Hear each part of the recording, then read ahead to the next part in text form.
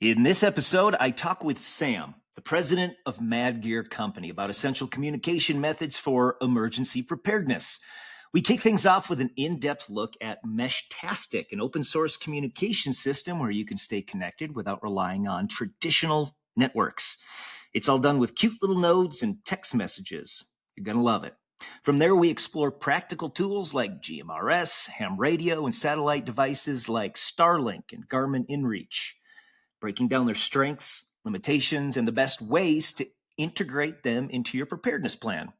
This is the Comms podcast that'll help you understand what options you have outside of cell phones or a Wi-Fi connection. Enjoy. I can't tell you exactly what Sam does professionally. He may tell you some of that, maybe not. But he does have a product that he sells, which is really interesting. I've gotten my hands on it. It's great. But to kind of get this party started, Sam, will you tell us a little bit about yourself? Yeah, hey everybody, my name is Sam. I'm the president over at Mad Gear Company. So the main thing the Mad Gear Company does is create planners for preppers. We call it our contingency planner. So I've actually got one here with me. This is our contingency planner. It's a way to organize all of your different methods of preparedness. So whether that's pace planning for communications or otherwise, or whether it's an exfil plan, or you want to get your thoughts down on exactly what you need to do in a given scenario, the main thing we do is these planners.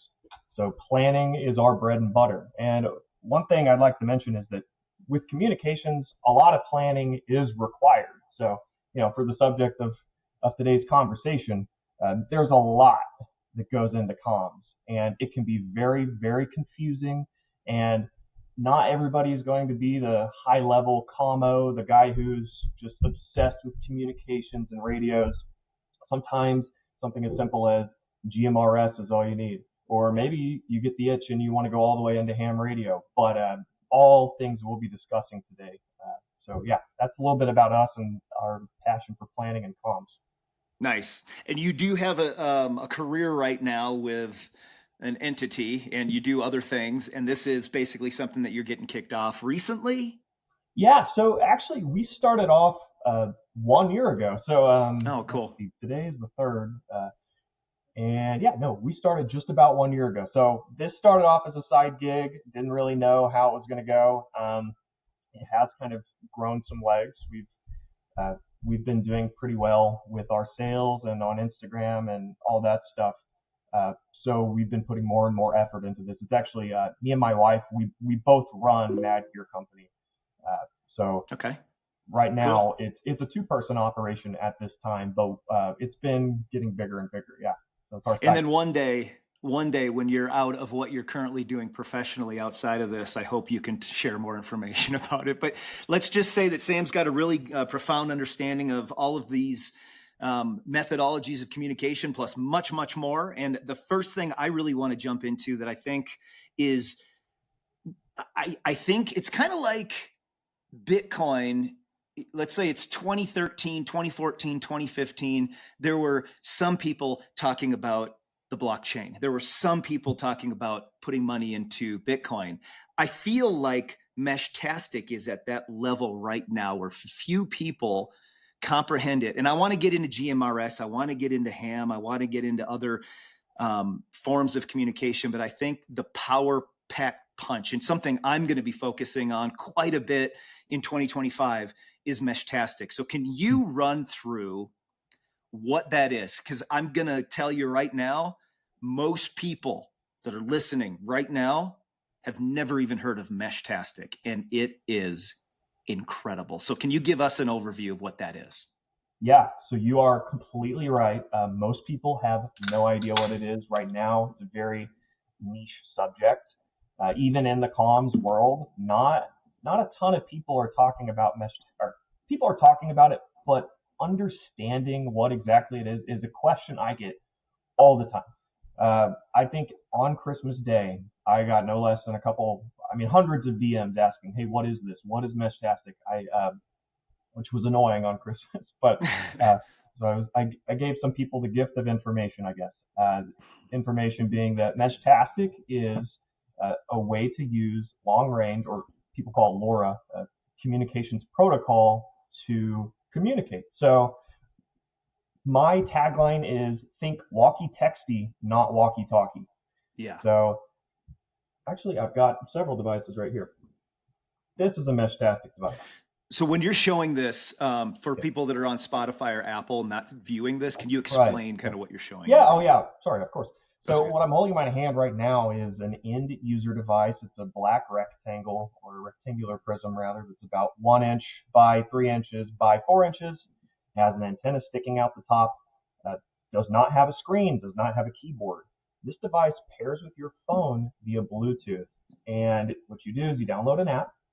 We talk more about exactly how we use the app later. But you download the app, you connect it to the device, and using the device, you can communicate over bands that are not cellular. So that's one of the hardest parts I've had explaining to people is you're not actually using the cell phone to communicate. You're not using cellular bands. You're actually using in the US for Meshtastic, using the ISM band. So 902 to 928 megahertz, 1 watt or less if you do not assign a call sign to your device. You can transmit up to 1 watt, which depending on the situation will get you all sorts of different ranges. Actually, I had the website open here a second ago. Looks like the current record is 331 kilometers. Now that was a YouTuber that did that, right? I did not read I think about I it. read That that a YouTuber was the one that had gotten the furthest distance. How many how many miles is that? I don't know. That's 205 miles. 205 yeah, that's what I was thinking. The 200-mile mark was reached by, I think it was a YouTuber. Okay. Can you explain why? So in a typical, I don't want to get ahead of ourselves. So keep explaining. So it's the ability to have a text message that you've got on your device. So if you've got a Faraday protected device, let's say a secondary cell phone, when you upgraded your cell phone, you put this in a Faraday device, and then one of these small Meshtastic nodes with an antenna could go inside of a Faraday bag or a jacket and could be prepared in case there's an EMP, a CME, anything that goes along those lines. As a backup, you could also just have it mounted in your car. But the screen and the app, the Meshtastic app, is how you're actually doing the text message communications with a secondary person, which also needs a node. So you both need a node on both ends, and you both need either a wired connection from your device or a Bluetooth connection to that node to then have that communication process, correct? Yeah, you're exactly right. And what you're describing there are some pretty solid, what I would call TTPs, so tactics, techniques, and procedures for how to actually set up your comms. So you mentioned having a Faraday bag. Lucky us, I brought one here. So this is one of my Faraday bags from Mission Darkness. So that's exactly the type of thing somebody might do. You take your old cell phone, like you said, have a ready-to-go Meshtastic device in the Faraday bag in case maybe something were to happen. And what you've got yourself is a PACE plan, or at least the beginnings of a PACE plan. And for anybody who hasn't heard that before, PACE just stands for primary, alternate, contingency, and emergency. It's an acronym, and it's oftentimes used just to describe somebody or some unit or some organization's fallback in communications. I like to say, like, everybody has a communications device with them at all times. Your cell phone, right? You're primarily going to be using either texting or voice calls, and people have oftentimes actually don't have any real alternates now that landlines are not as popular. But back to the Meshtastic stuff. Yeah, exactly what you said. Two people who have these devices, I'm holding in my hand another Meshtastic device. Was I wrong saying node? Is that the correct terminology? Node is, I think node is a more proper term. And oftentimes, if you're talking to somebody who isn't already initiated in the networking or communications world, node might be something that throws them off. So sure. But yes, node is exactly what it is. And in mesh networking, that would be a node. there are also infrastructural nodes that you can have with regard to Meshtastic. So you describe two people with each with their device and with their cell phone in a Faraday bag. Another thing that those two And real people can do, quick, yeah, of course. before you hit that, a node or some type of a device, you could buy the actual hardware and the antenna. You could put that in something as small as like an Altoids or like a Zen, plastic, some small type of module, or you could buy something that's 3D printed and already made, that's waterproof, that Right. could throw in your pocket. But the price range, so people can get kind of an idea. This isn't like Yeah. a $10,000 thing. You can get this hardware for $25-$30. You can get something that's already put together for maybe $80. Is that pretty standard or accurate? Yeah, that is correct. So kind of like you'd mentioned, in a Zen can, somebody could make one of these devices. Actually, I've got one of my devices in my hand. It's not Zen, it's on, but it's a nice little case that I built a Meshtastic device inside of. So it's got an antenna, battery, a little Meshtastic starter kit. Wow. So just And like you explain said, the size of that for folks yeah, that are listening. of course. So this is about 3.5 inches by 2 inches wide, and maybe an inch, less than an inch thick. And So something not with that, very big. with a miniature antenna that you have on there, what's the range with a line of sight so I can see the other person? What's the max range that tiny little, and what would you say that's an inch long antenna, 2 inches long antenna? It's Yes. tiny. The antenna is about 2 inches long. Okay. Yeah, so it's not very long. It's a 2 dBi antenna. If any radio guys are listening and you want to know what type of antenna it is, it's a 2 dBi rubber ducky. But as far as range goes, you can get anywhere from half a mile, depending on the receiver sensitivity or what type of brush or differences in terrain you have nearby. But like you said, line of sight, you can get maybe a mile or two in an ideal scenario where one of the nodes or the devices is not a repeater or up on a hill. If you're just flat in solidly flat terrain, a mile or two. Okay. And now Not crazy range.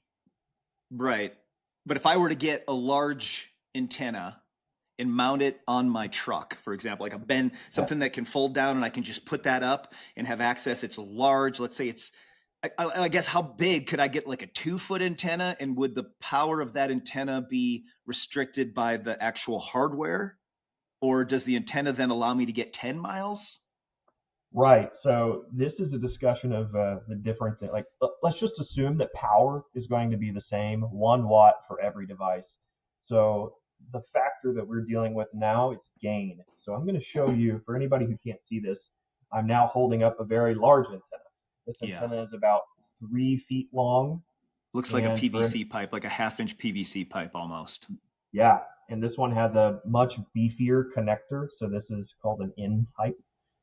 This one is made for mounting outdoors, say on the top of a house or on top of a tower, something that goes up high. This is a 5.8 dBi antenna compared to the 2 dBi antenna that I was showing earlier, the small rubber ducky antenna. So with something like that, you wouldn't necessarily put it on your vehicle.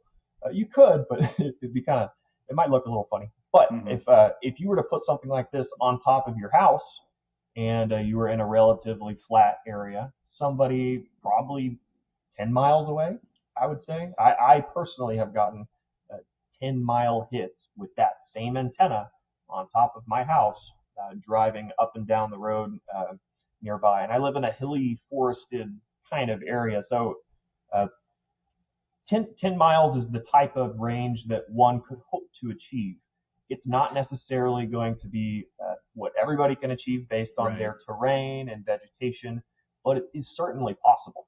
So is that with that large antenna mounted on your roof, let's just say, and you're driving around with that tiny little 2-inch antenna, or do you also have a large antenna? Does it need 2 large antennas to get 10 miles, or is one big one and one small one going to be enough? I would say the unfortunate answer is it depends.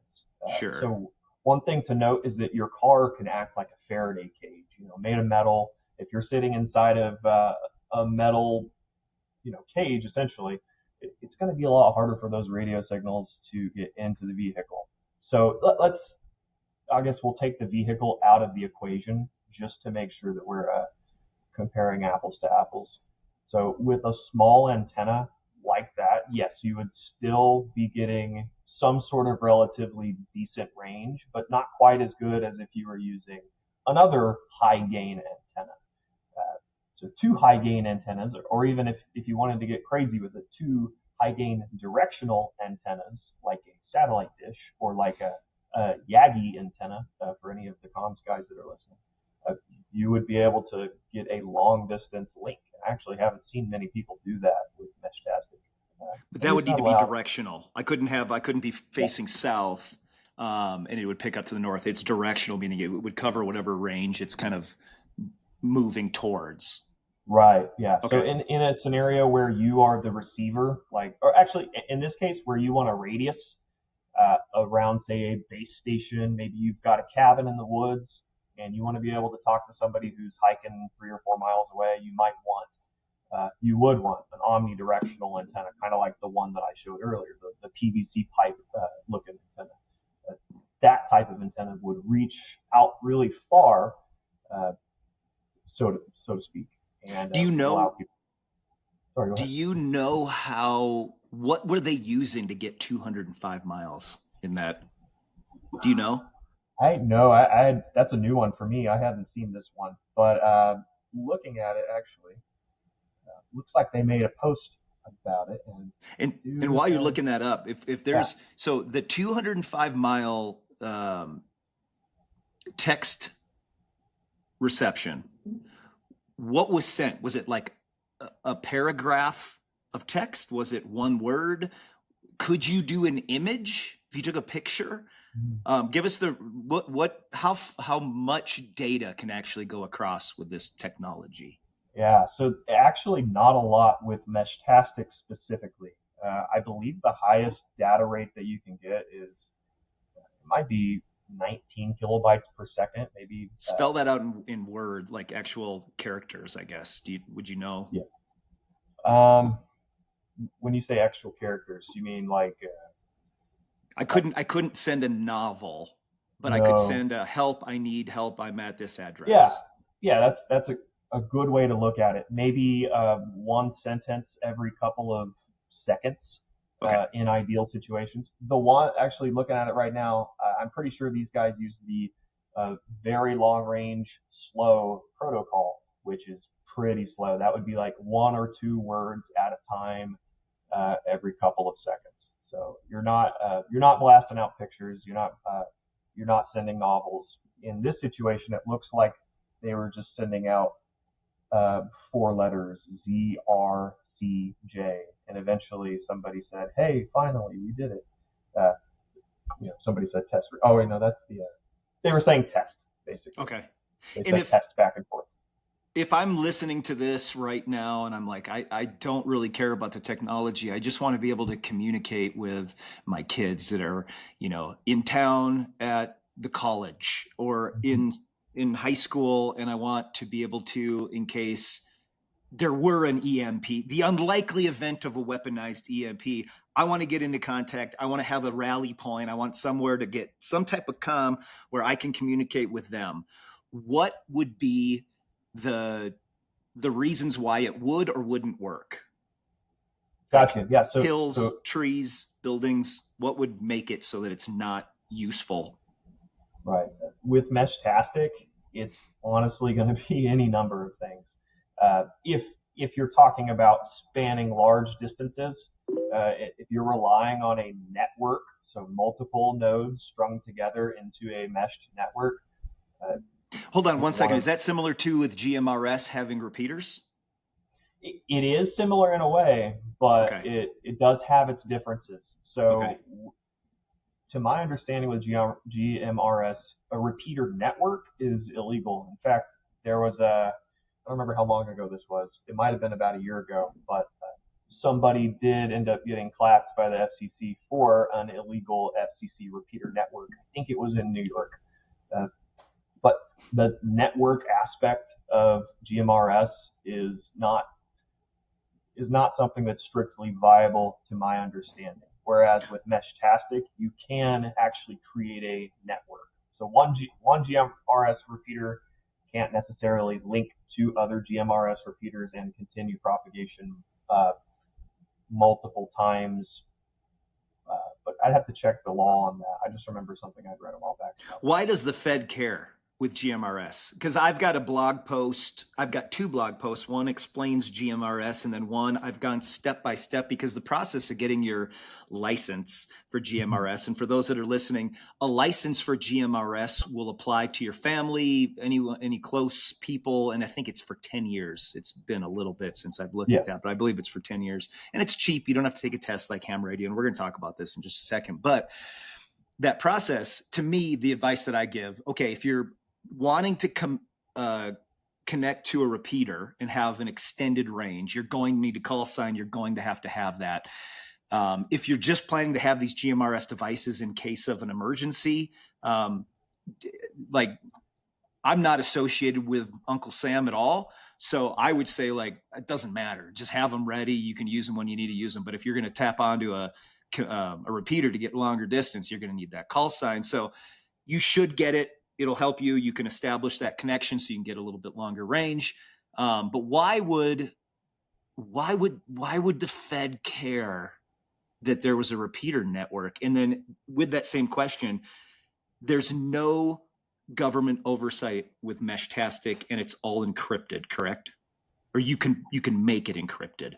You can make it encrypted. You are permitted to do so because the way the FCC regulates, or rather doesn't regulate, the ISM band, specifically in this case the 902 to 928 megahertz portion, does not restrict encryption. So basic Meshtastic doesn't have encryption. It's just a broadcast.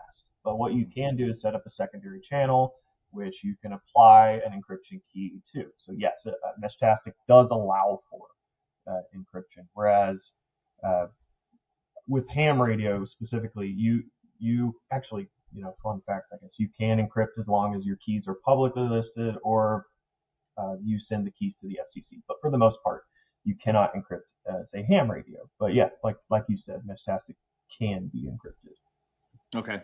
And ham radio, you actually have to take a test to get the license. Right. Yeah. So you'd mentioned earlier the licensing process for GMRS. It's very easy. I think the fee is now $35. I think I paid $30 at some point, or I don't remember exactly. But yeah, 10 years, your whole family is covered by that license. So it's pretty approachable. I would say the lowest barrier to entry, other than say CB radio, or in this case, well, there is a barrier to entry for Meshtastic, but we can talk about that later. Like very low barrier to entry for GMRS compared to ham radio. So ham radio, like you said, 35 question test. You do have to study for it. It's not the type of thing you could just, maybe somebody, but you'd have to already be professionally involved with either electronics or radios to just show up and take the test and crush it. You do have to know some rules and regulations. Yep. Thinking about those different types of communication. So we've talked about Meshtastic, which is hugely beneficial for a multitude of reasons for that type of short text communication. And I want to talk about that, but let's get your overview spanning from Meshtastic. So think of this in a way of, I'm listening to this and I'm trying to figure out my comms for emergency scenarios. So we've got Starlink, which I have, which I'm talking to you right now because I'm in the mountains. Then we have satellite radios or satellite responders. Now the new iPhone, I think the 18 update also has that ability to send text messages or help requests via the actual device itself. And then I've got ham radio, I've got GMRS, FRS, and CB. So could you kind of, I guess, however you want to approach that, who is it for, what's the range, and what's the purpose of kind of that gambit of different communication options? Yeah, of course. So I guess we'll start off with Starlink. That's something we actually just did a Starlink mini giveaway. So kind of getting people into this idea that, hey, Starlink is something you can use for preparedness and for comms, because at the end of the day, it's just another comms device. It's just you're getting IP connectivity. In this case, that gives you like, internet or a video like this using satellite comms. So Starlink is, in fact, I've got a terminal right here. It's in one of my go bags. I've got the original Dishy, so I've got the round one. Okay, yeah. And I keep thinking like, oh, maybe I should upgrade. I don't think it's necessary yet. So this summer I will be getting the mini and doing a mount on my truck.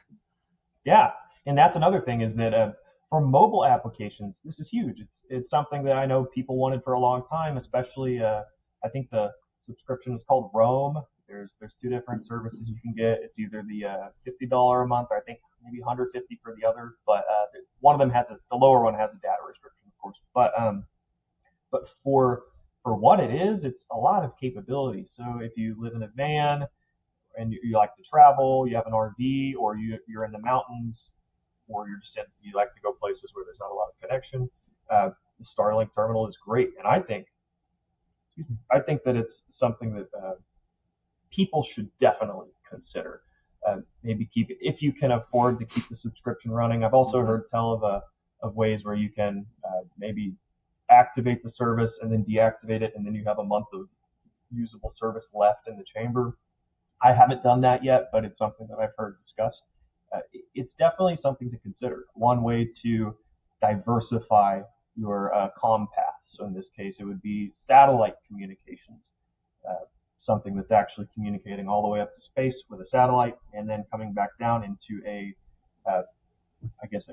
ground station. Not really sure what they call theirs exactly, but some sort of gateway, a SATCOM gateway is what I would call it, which then connects that satellite communication to the greater network. So using Starlink, you're getting connectivity to whatever network there is. If maybe there's not a network left because something has happened, perhaps you still get access to some form of the internet. So it's something to keep with you. It's something to consider.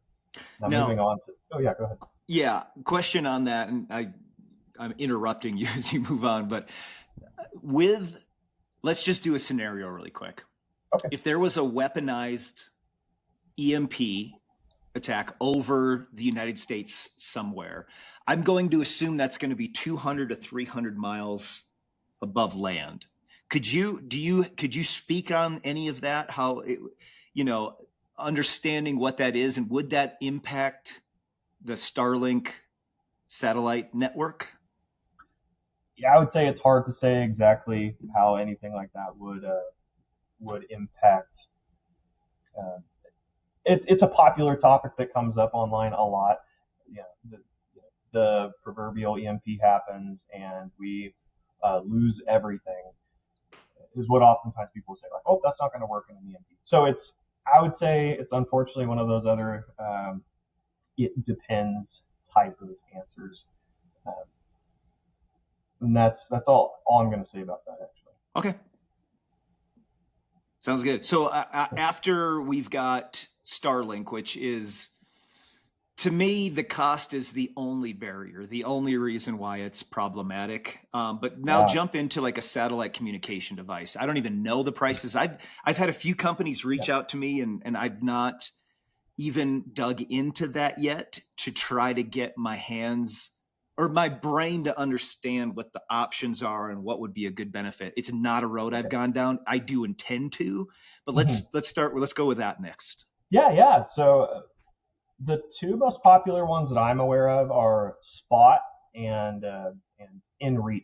So inReach is by Garmin, and I'm pretty sure it uses the Inmarsat satellite constellation, and Spot X uses Globalstar, if I remember correctly. So these are just different satellite constellations which provide data or some sort of connectivity. So we'll start with inReach. Garmin inReach is pretty popular. They've been around for a while, of course. Everybody's heard of Garmin. A lot of people have their Garmin devices. Garmin inReach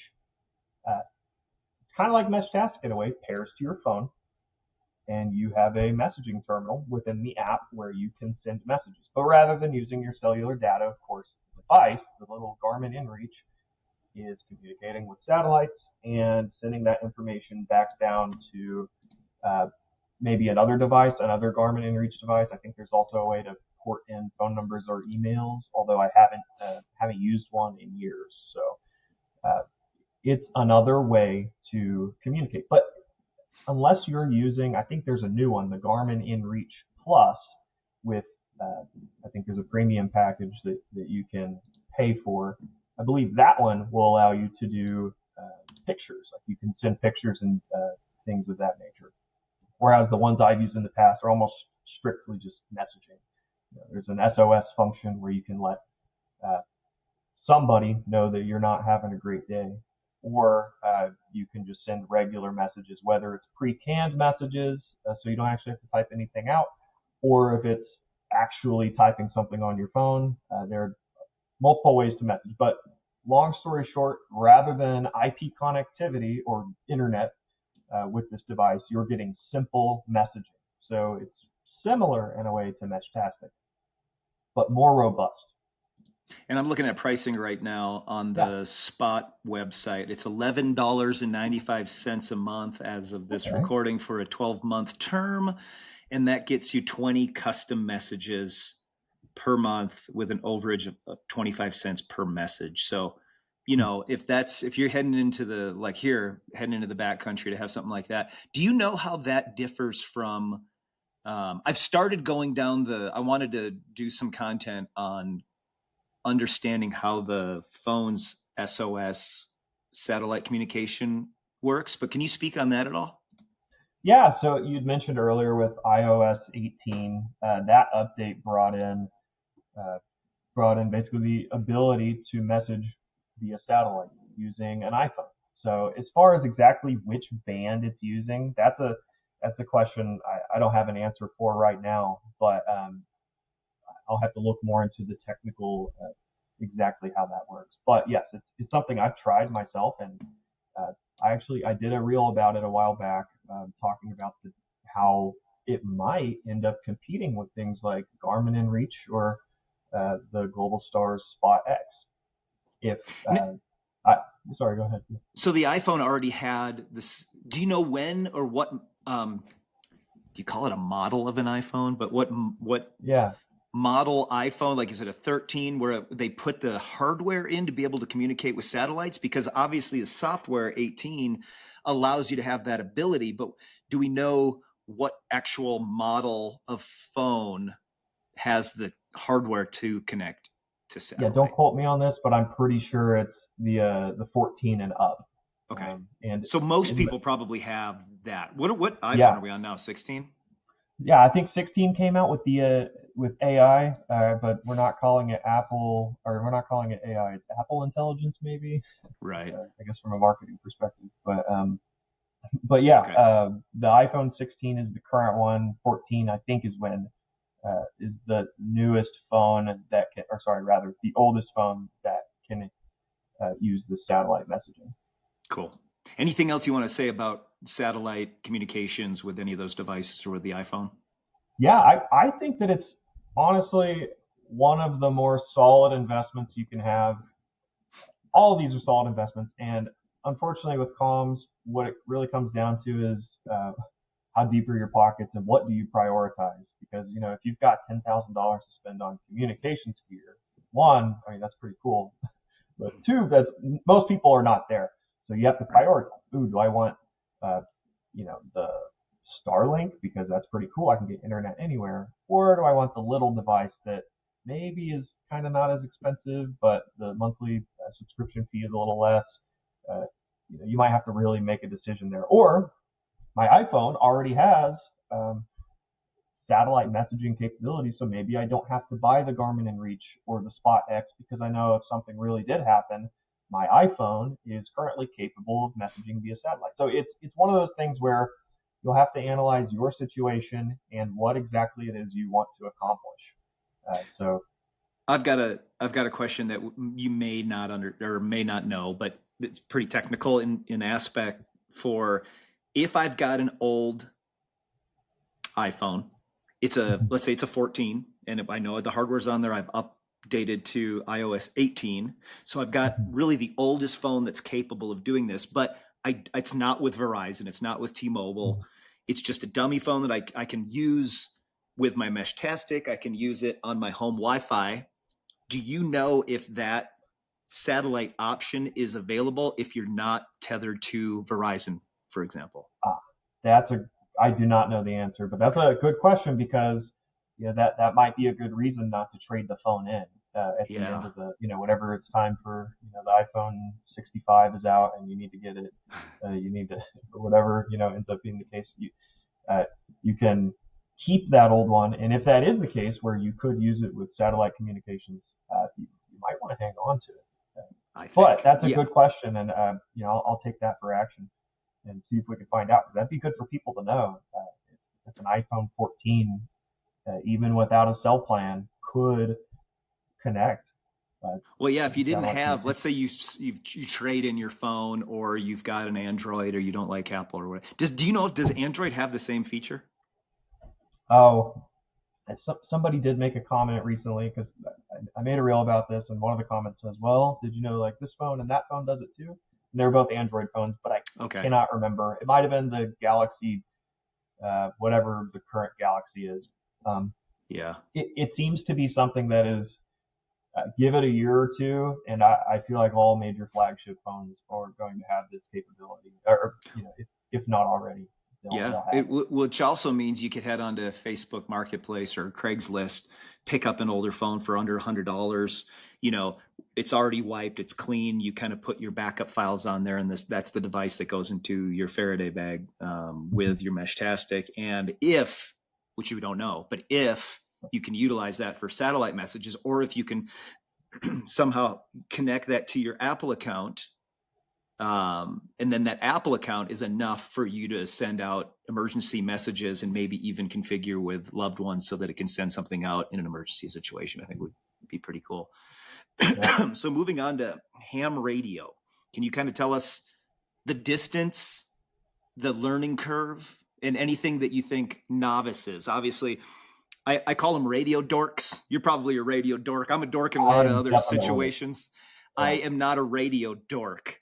And so my understanding is, by the most simplistic radio, because I can't even count how many GMRS devices I have. Maybe it's over 10, guaranteed it's over 10, probably 15 or 20. Some of them have loads of buttons. Some of them have screens. I recommend to everyone that I don't care about like having fun with this. It's not a hobby. I just want to be able to communicate. I always recommend Rocky Talkies, because it's so simple. It's just as the GMRS or the FRS Rocky Talkie, to me, is just the best product on the market. I love it for its simplicity, but for a radio dork, it's like, well, it doesn't do enough. I need this, this, and this. I want to be able to do a lot more. And that's GMRS and FRS. I've never even gone down the ham radio route. I know one day I will, but it will be a time commitment. So let's hit ham radio next. Right. So kind of like you said, it's for the, people like me, the radio dork. And I'm by far like not even close to the tip of the iceberg here.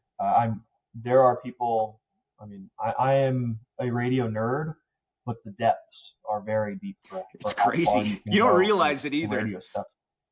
Yeah, until you meet someone or see a setup and you're like, oh, geez, bro, that's your thing. Yeah. Okay, that's cool. Yeah, it's like, wow, so I have seen probably $50,000 worth of radio equipment in a single room, in one guy's room, and I'm just thinking, wow, that's like, for a lot of people, that's a whole year of income right there, just in specific radio gear. So it's something that is hard to scratch the surface of.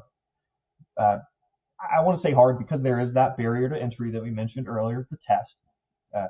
In order to, you have to take the test to play. You can always, what people will say is, you can buy a radio and you can listen and you can get inspired, or you can listen as in receive only. You can receive on your radio while you study and while you prepare to take the test. But ham radio is a very, very deep hobby.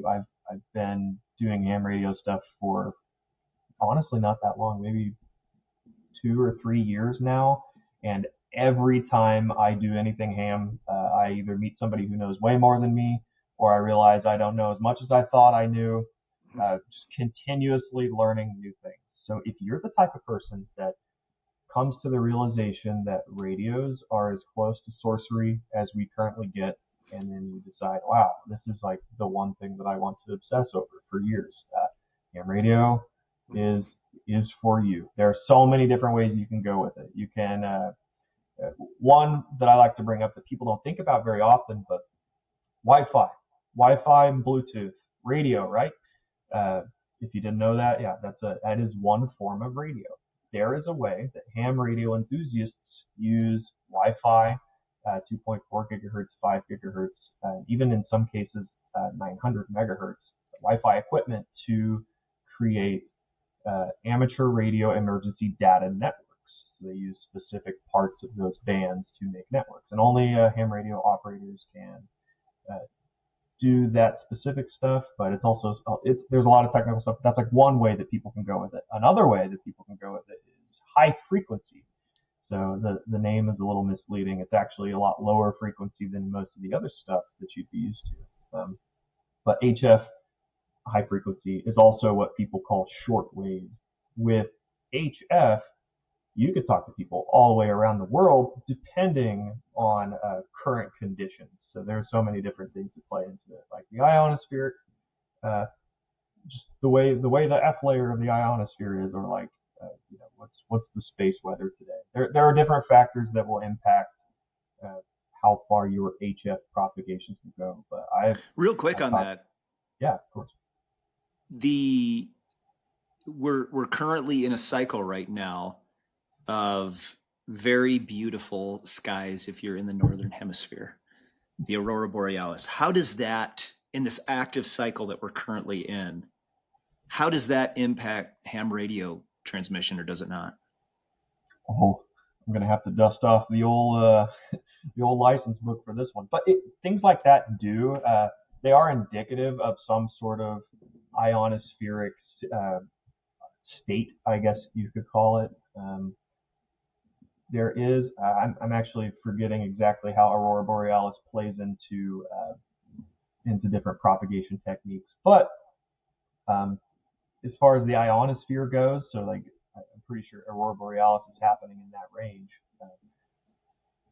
The health or the state of the ionosphere is something that does impact how much and how far you can talk to somebody. So let's say the ionosphere is all out of whack for some reason or another.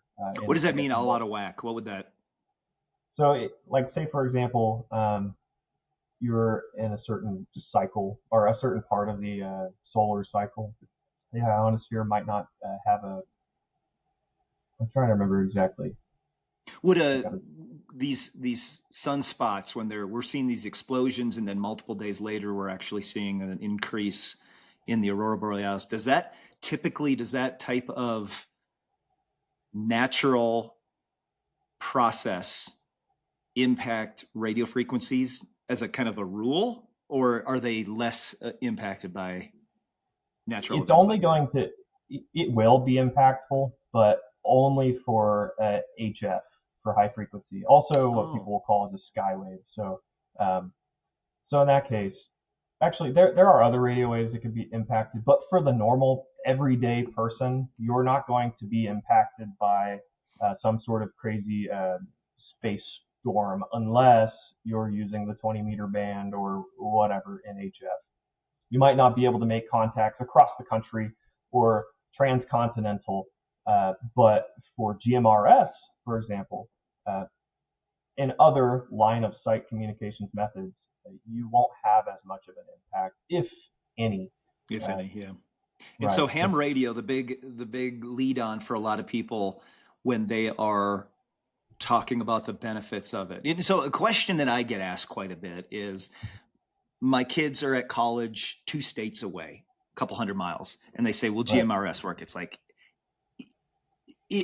technically speaking, with a repeat, like the big enough repeater, yeah, but you're not going to, it's not. So yes, and then very much so no. But with ham, that's the way it is. And so that's usually followed by, but if you're going to do this, you and your child this needs to become a hobby.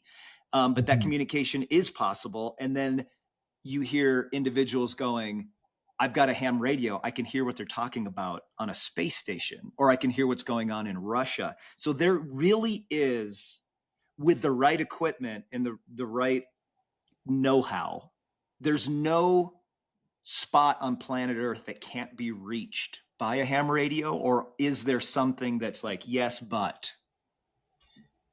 It's going to get back to the budget and time type of constraints. But it's possible. It is possible. That is true. It is possible. And it's all going to depend on how bad you want it. But the hardest part of the equation is how bad does the other person want to talk to you? Yeah.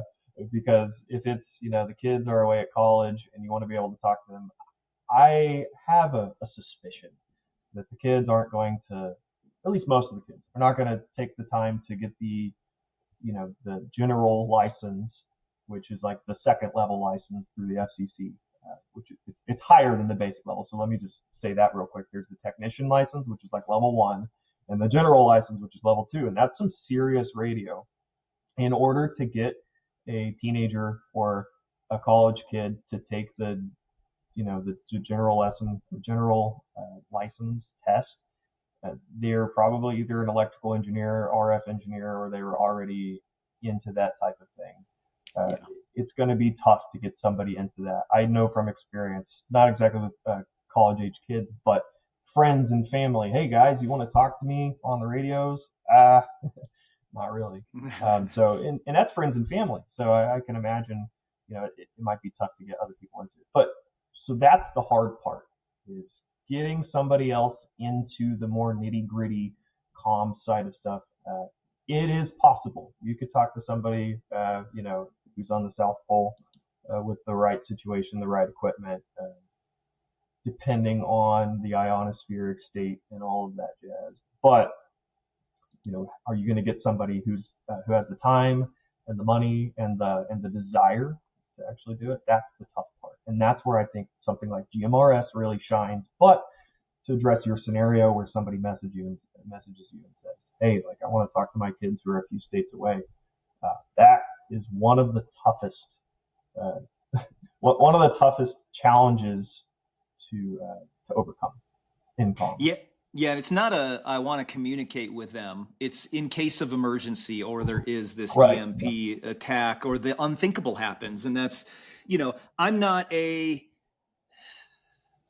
so when I've been on people's podcasts before and they go, hey, what worries you? And they'll bring up an EMP, and I talk about EMPs. But to me, an electromagnetic pulse, which basically fries most,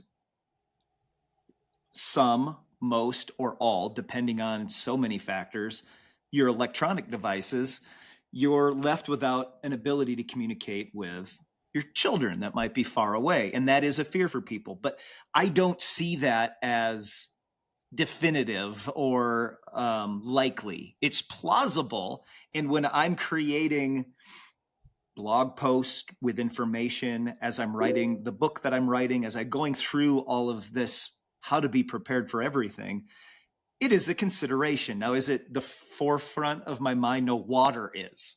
That's not at the, like the likelihood of running out of the ability to communicate is not a guarantee, but it's possible. So being prepared for it is good, but it's not necessarily likely, but it comes up quite a bit. And I know that was a ramble to explain that the bottom line is, could it happen? Yes. Is it going to? Well, we just don't know, but it's better to be prepared. So with that in mind, ham radio gives you that longer distance, gives you that ability to communicate when the cell tower goes down and you don't have satellite, or you don't have the ability to have Wi-Fi in your home or cell signal. Next up is what I know better than any of these methodologies, and that's GMRS. So let's go into range of GMRS, repeaters, the entry to that, and just give us an idea of, for the person that doesn't care about doing this as a fun hobby, they just want to have that communication. Right. Yeah. So GMRS is, again, lower barrier to entry. You do have to get a license, but it basically is just you just pay $35 and you and your entire family is licensed. So that is just about as easy as it can get. GMRS is limited to, I think it's 5 watts, 5 watts for your just regular mobile device, and base stations, I think it's 50 watts if I remember correctly. So in layman's terms, that's kind of like some and then a lot for your base station. So base station at 50 watts is a decent amount, and with higher power, if you can get an antenna up high, so like at your house, that's going to be money. That's going to be where you're going to get your best range and propagation. So if you have a place at your house where you could put a GMRS antenna high up with 50 watts, you're talking like you could get some serious range. If there's a repeater maybe 15, 20 miles away, you'd more than likely be able to hit it. So just as an idea of what type of range you could be getting, maybe 20 miles. But with your 5 watt device, anywhere from, I've had a situation where I couldn't even get 1 mile, but it was very hilly terrain, so that's just kind of a part of the business. But So talk about the home setup really quick and how that. So let's say go through the hardware, and then I'm on my actual. Let's just use the Rocky Talkies as an example. So I'm on my GMRS. It's a 5 watt. I've got the smaller antenna, and you can put different antennas on the GMRS, not the FRS. I don't believe the FRS comes off on the Rocky Talkies. The GMRS though, that comes off. Let's say I've just got my standard smaller antenna. What does that look like at home? Like, what's the hardware? So here's kind of an example. This is, and it's not a Rocky Talkie. This is a cheap Baofeng, but this is a GMRS radio, and I have upgraded the antenna. I have a buddy, Derek, ZBM2 Industries makes antennas. It's got one of those antennas on it. So this GMRS radio. Oh, sorry, not GMRS. That's a different radio. This one is the GMRS radio. So this is the BTEC GMRS Pro. This one's actually capable of text messaging in a similar way to like the Meshtastic radios. You connect via Bluetooth, and you can send little texts for anybody else who has a device like this. So just something to consider as an option. But this is what it might look like, just a handheld, what appears to be a walkie-talkie-like device. So this is something that you might be carrying on your person if you're walking around and you want to be able to communicate with anybody else who has one of these devices. You might also be able to connect to a repeater. And I don't have a repeater, sorry, rather a base station device. I don't have one here with me right now, but you can imagine it's more of a brick or a box that is mounted somewhere more permanently and connected to a long cable that might be on your roof or might be on top of your house or on a tower, or even potentially on top of a vehicle. That's something else people like to do, is vehicle-borne communications. So GMRS is commonly used with vehicles, commonly used for base stations. So you could put it in your car and connect to an antenna that is on top of your vehicle. And those oftentimes will also be 50. I think that those are the same ones people can use 50 watts. I've seen, I think 20 watts is the one that we have. I can't remember if it's a 20 or 10 or 20, but either way, you can get higher power units oftentimes whenever you're buying one for your vehicle.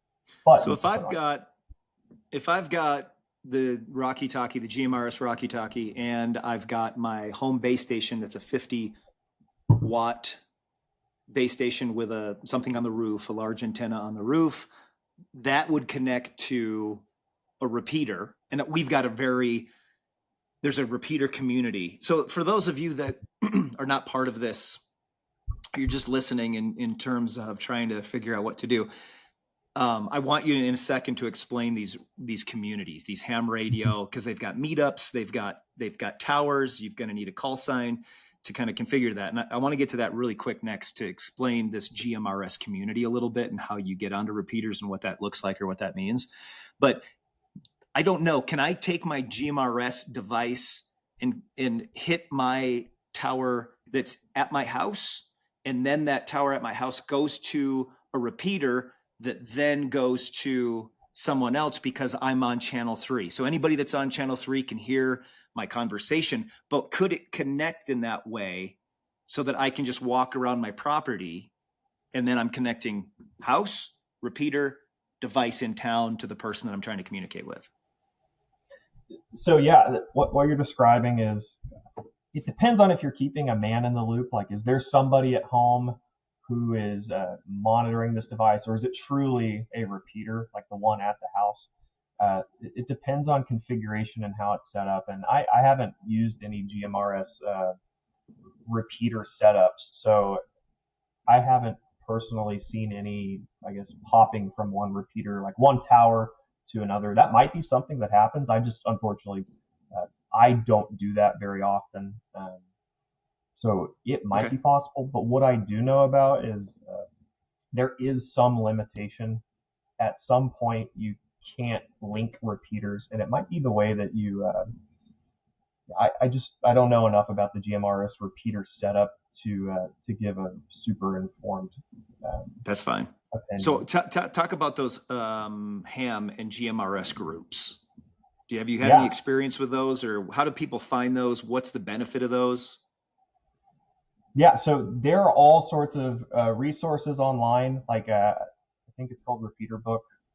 Is Yes. one. I've got an app on my phone where I could look up, hey, like here's all the repeaters near me. Oh, they operate on this frequency, and this is the tone, and like all the different stuff. This is how you access it. Basically, instructions on how to take your radio, so your device, and talk in such a way that that more powerful device will pick up what you say and propagate it out from a much higher level, and by higher I mean a higher altitude, with probably more power as well.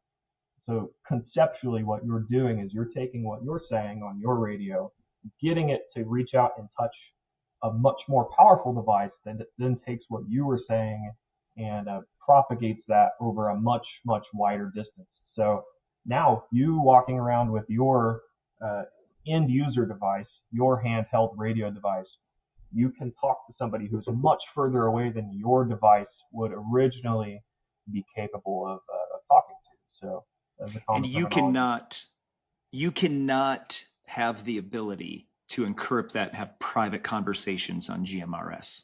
Every conversation, as long as somebody knows what channel you're on, they can be part of the conversation as well. So you would have to have code words or, different words for meetup places if you didn't want people to understand what you're talking about. Right. Yeah. So it is something important to understand, is that if other people can hear you, so sharing sensitive details or having long personal conversations is not. You can have personal conversations, but if you're hogging the airwaves, as people will often say, somebody might reach out and tell you to knock it off. That's true in emergency services. You really want to get on with your message right away. And another thing with emergency services is it's a, hey, you, it's me. That's how you typically approach a call. So can you go over that before we jump in? And I want to hear anything else you've got on GMRS, but can you talk about the, hey, you, it's me? I'm assuming that's common protocol, correct? Yeah, it is, and it's common protocol if you have any experience with using radio systems. But for anybody who doesn't know, it would sound something like, hey, Rob, this is Sam with a message. How do you copy me? Or something like that. And then you would say, like, hey, Sam, this is Rob. I hear you loud and clear. How do you hear me? And you'd say, hey, I hear you loud and clear, or Lima Charlie, 5x5, whatever. And there are other ways to say that. But then you could continue with your conversation saying, okay, I know they can hear me. But radio etiquette is something that it takes time to learn. But if you go and get your ham radio license, there is a portion of the technician license that covers radio etiquette. And it is something that can be found on the ARRL website. There's a lot of discussion to be had about exactly how that looks. But the only way to really learn it is to practice it, in my opinion. Get out there, get on the airwaves. Maybe somebody yells at you and says, hey, like, you need to ask me this or that or whatever. At least you got a contact because somebody responded.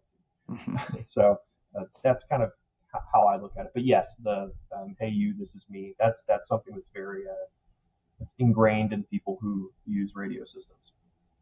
Awesome. Any additional information on GMRS?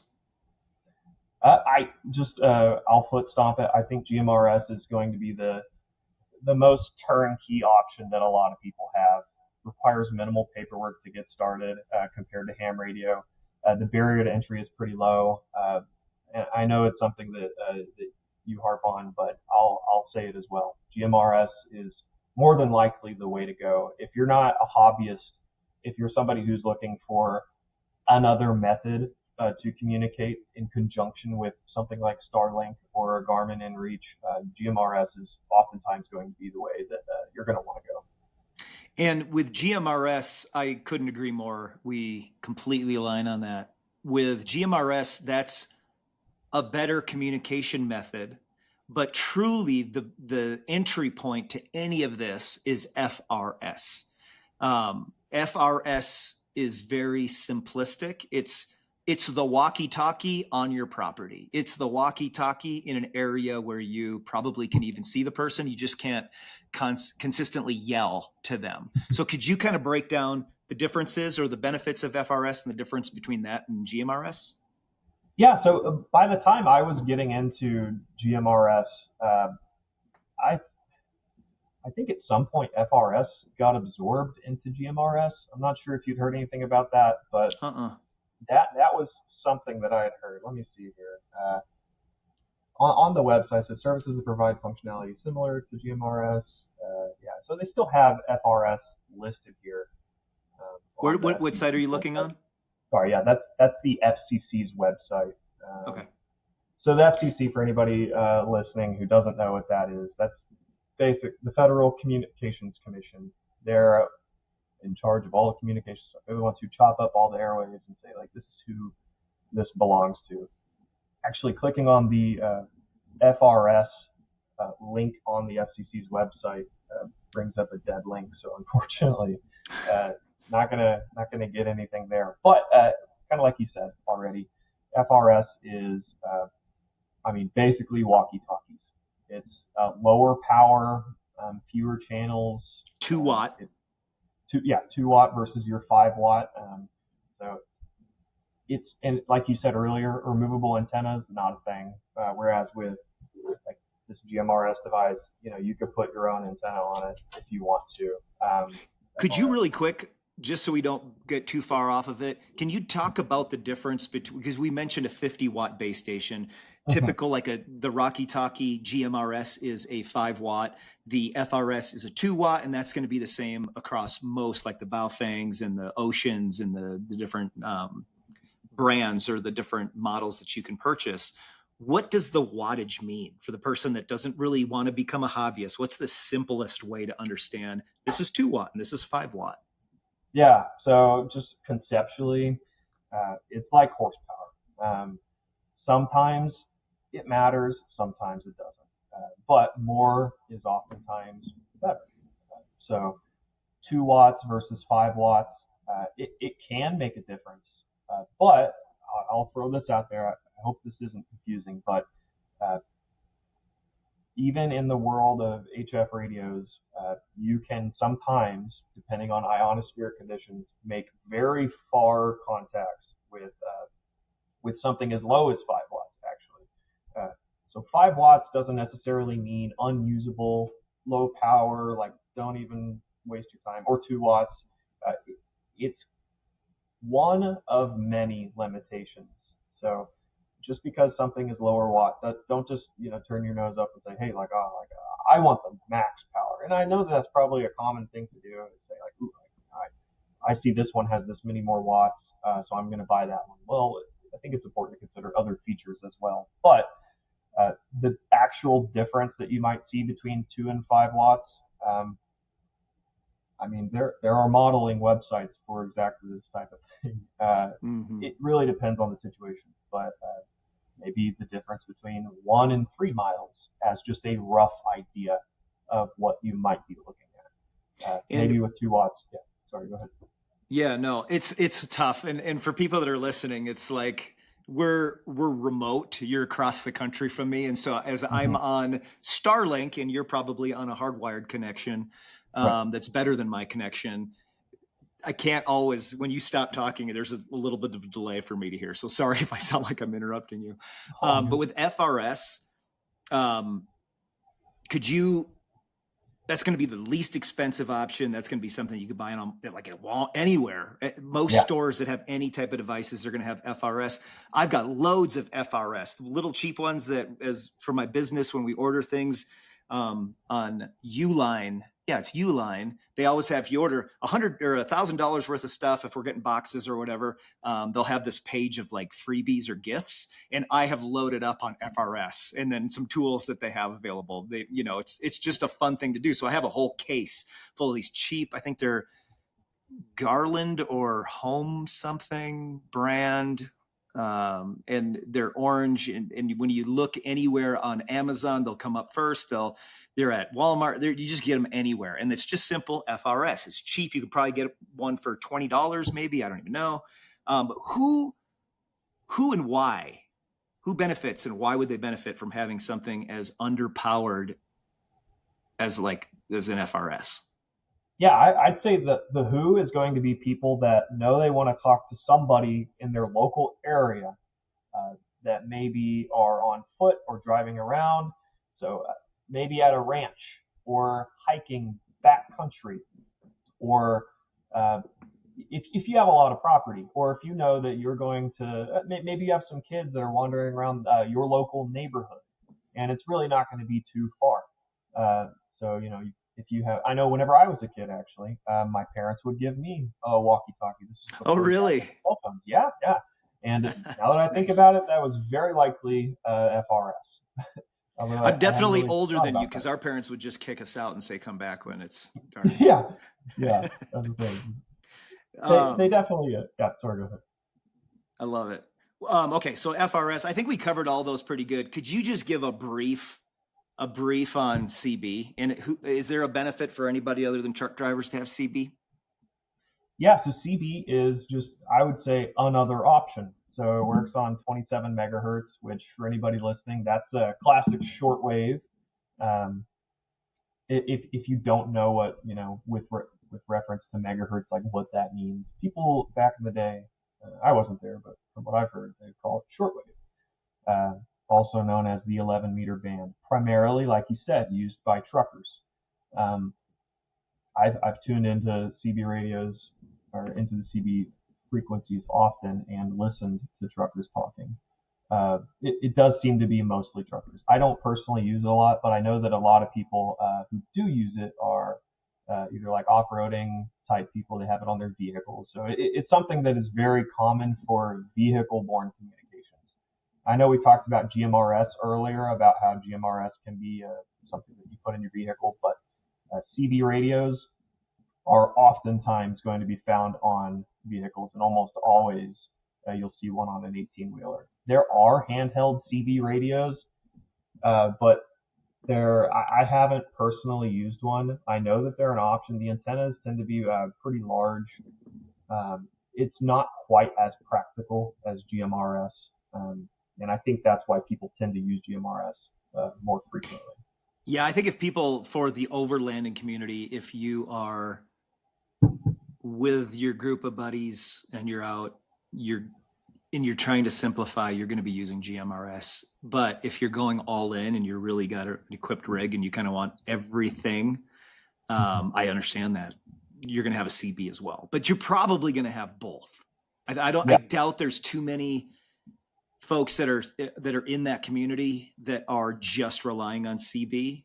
And I get asked that question a lot, and I think it's cool. And I think, do you have anything to add to that, to I CB? think it's a diversity of communications. So like Yeah. having multiple paths, in my opinion, is always better. And I would say one of the big strengths of CB radios is that you can get, well, one, no license required. So that's if for some reason you've decided that licensing is not something that you want to pursue, CB is an option. Uh, the equipment is, you could probably get it on the secondary market because it's been around for a long time. So there's a lot of CB equipment still floating around, or not still as it went anywhere, but older stuff that's floating around that you could still use today. So it's something that could probably be acquired for pretty cheaply. I haven't done any Yeah. research on that, but I know it, like radio swap meets. I had a friend who talked about seeing a specific CB radio that he thought was cool, and he bought several of them because somebody was selling a bunch of them. So it's something that you might be able to find at swap meets or at garage sales. It's the type of, and you don't need a license, so you might as, I mean, in my opinion, why not? You might as well Why pick not? up a few. Yeah. Yeah, I'm just, for anyone that cares, I will eventually put a CB in my truck. I'm really trying to outfit my truck with, I just got a larger fuel tank, over 55-gallon fuel tank. It's a diesel truck, and just certain things to give me more range and to help me have, for lack of a better term, a mobile command center. So if I need to go somewhere, so our property's been hit by a wildfire. So if I've got to stack up a bunch of stuff right away, my truck is perfectly equipped to leave in case of natural disasters. It's got a lot of things, and CB will eventually be one of those additions, though it's not something I'm like, ooh, I'm going to try and no, I'm going to put one probably in my wife's GX and one in my truck, and we'll have that communication method. And then I'll also have that secondary or some redundancy in my communications, which I think is beneficial. One thing I did want to bring up and talk about, I have 2 Rapid radios. I think, to me, there's a lot of love for them. I also think that there's been a little bit of misrepresentation from the company on Rapid radios, because I believe after 1 year you have to send them $55. Not exactly sure on the process there. So rather than me explaining, are you good with explain? Do you know Rapid radios? I do. Yeah. So I actually do not own any Rapid radios, so I'll throw that out there. But it's something that has come up. I've seen this come up many times. So They the spend a big lot issue, of money on marketing. That's why. they do, Yeah. and yeah, it's incredible how prolific they've become in such a, at least it appears to be, a short amount of time. Yeah. So just for a little bit of background, Rapid radios, they are using cellular service. So they're using, I think it's 4G LTE. They're not on any specific carrier. I think they use all carriers, but they are using cell towers. So in a scenario where cell service is not something that you can rely on for whatever reason, maybe it's like what happened in North Carolina. Eventually generators run out of fuel, and cell towers do require power. So if there's a power outage in a given area, and that happens to be your area, and you can't connect to any of the cell towers around you, your Rapid radio might not be useful anymore if you can't hit a tower. So it's just a limitation to consider. I know there's plenty of, I guess, poo-pooing on Rapid radios, but what I will say is that they do something. It's just not maybe what you need them to do. They do communicate via cellular bands with other devices, and they do charge you $50 after the first year. I think it's $100 for international, so you do have that option, but it's not something that I currently. How much do they cost? I think I saw they cost $400 for a pair. So that's also something else to consider. To me, it's just maybe cell phone in kind of radio clothes is kind of what it Yeah, looks and like to me. if you're old enough to remember Nextel and the talk to communicate, so it is the ability for you to communicate with the devices that you set up at the time that you ordered them. So if somebody else that you know's got a Rapid radio, I don't even know how you probably can connect with them as well. But generally speaking, the people that are purchasing these, you're buying 2 or 3 or 4, and you give those to your family members. And now you have a walkie-talkie ability, meaning you click, hold, talk, say what you want to say, release, they reply, and this is done over a cell network. And it only is your group or the individual that you've got a connection with. And my problem with it is the software that's on there is a little chintzy. Like, it still says for setup, scan this QR code. It's like they set it up when they sent it to me, but for some reason they couldn't figure out how to get that configured. To me, the plastic is sort of cheap on it. It's not like, I keep talking about it, I'm not necessarily trying to promote them like I am. I sound like I am, but Rocky Talkies, it's a really high quality. You could drop it, you could throw it in the water. When you touch and feel and use and look at the screen on a Rapid radio, it's just an inferior Chinese feeling made product. It's not the high quality thing that you're going to be like, oh, this is robust. If I've got it on my hip and I fall, it's going to be safe. No, it'll probably break, but it's a cool communication. And I'm guessing it uses less than what your phone needs to communicate. So if there are cell towers that are available that might not be the network you've got on your phone, it could be hugely impactful. So I've got two. I don't carry them around. I've got them in a Faraday bag. I just posted a video today on YouTube where I've got my Milwaukee pack out with my Faraday bags. And in one of those Faraday bags, I've got two of the Rapid radio. So if the time comes where I need to utilize that, I'm not going to have it available at that moment. We're going to have to hand that out to the individual that I want to use the second device. But that would allow me and that person to have walkie-talkie communications across the United States. And really, that wouldn't be applicable. But let's say I needed to travel somewhere and we're not sure that GMRS can reach, that I've got this ability when the cell towers are up to have that communication with one other person. So in that respect, I think they're awesome, but there's the upfront cost. And then there's this weird, they say it's one cost and then you find out a year in, it's $50, I believe. And it's been a few months since I've really looked into that. So I don't know exactly how that works, but anything you want to add to the Rapid Radio conversation? No, I think that just about covers it. They do have a purpose. They're just not going to fix every problem. And I think that the way the marketing kind of makes it sound is like, hey, like these things are going to be, you can talk anywhere in the world. It doesn't matter what's going on. We've got you covered, which at least that's how I perceive it. And I think how perhaps the marketing, which, they've dumped a lot of money into marketing. I think that's kind of what it makes it sound like. When in reality, kind of like you said, Nextel 2.0. And again, with the quality, they do specify like we're an American company, we're made in Michigan, and we have Asian supply partners that provide us with stuff. But we put the software on. But of course, you mentioned that the software had some, maybe a few bugs, or it didn't feel quite as snappy or as good as you'd like it to be. Yeah, it's. In terms of redundancy, I highly recommend them. If you're on a budget and you're just trying to make sure you've got your bases covered, there's just absolutely no point to it. So talking about that too, something I don't know much about. I know enough to have a conversation on it, and I want to talk about your take on it if you know about it, but Beartooth.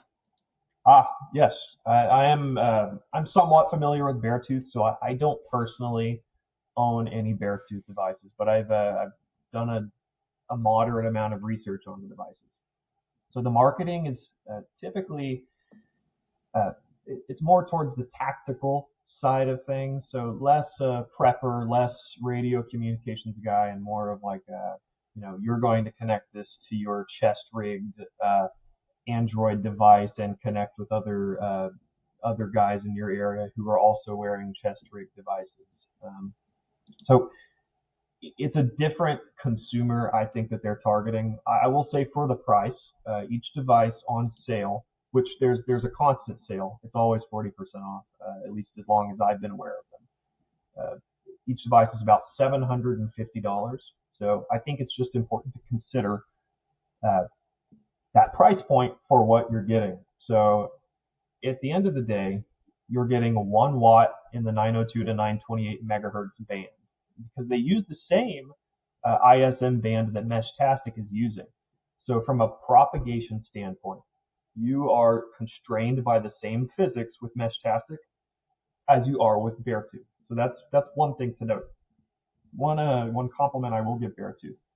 They use the XB DigiMesh protocol, so it's different than what Meshtastic uses. You can get, I believe it's up to 250 kilobytes per second. Beartooth does allow you to have, I think, push-to-talk communications, so you can send voice messages. Whereas with Meshtastic, you can only send text messages or your GPS coordinates or something of that variety. with Beartooth, you can actually send voice messages.